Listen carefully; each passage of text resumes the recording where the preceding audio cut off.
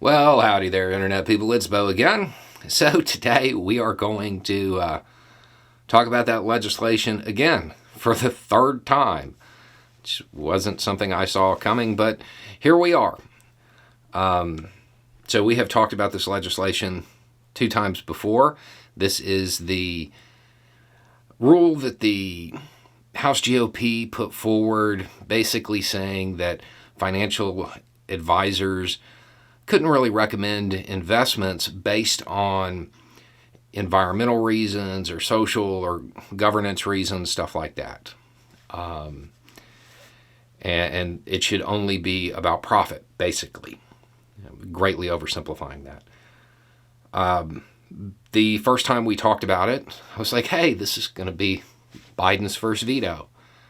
Then he vetoed it, and we did another video talking about it and saying, hey, this is what you can expect from the House GOP when they put forth wilder and wilder pieces of legislation. Some of it may be unnerving, but understand Biden can veto it and they don't have the votes to override a veto. I had zero expectation of them actually mounting a real effort to attempt to override the veto. I was wrong. Ever been wrong? Happened to me. They did. They mounted an effort to override the veto, and it failed in spectacular fashion. They got 219 votes, nowhere near what they needed. They would have needed a 2/3 majority to get anywhere with it. This was not a nail biter,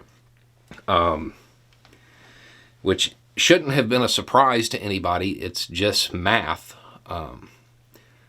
So now you get to see how the whole process will play out.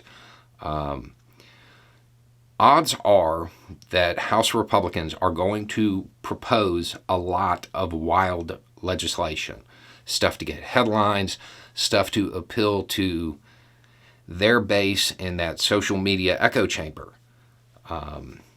And what just happened with this is what is likely to happen to all of it.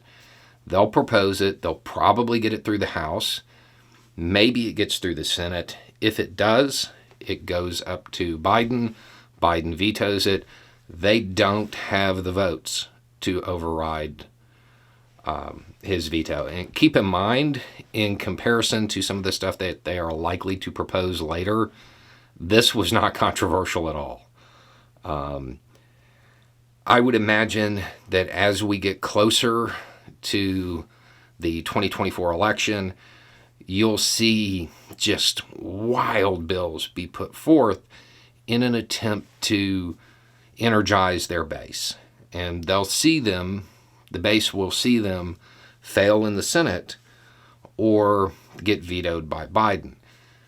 The strategy, if you want to call it that, is to energize the base and say, if we had more seats in the Senate or, we had the presidency, this would now be law or something like that.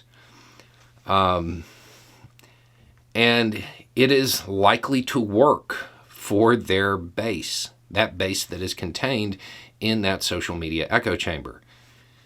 It is likely to alienate the majority of Americans.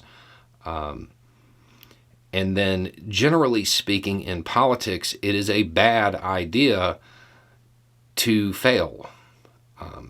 Holding votes, like to override a veto, that aren't going to go well, is not generally seen as good political strategy. But, here we are. So, that's the process. Expect it to play out a few more times before the election. Anyway, it's just a thought. Y'all have a good day.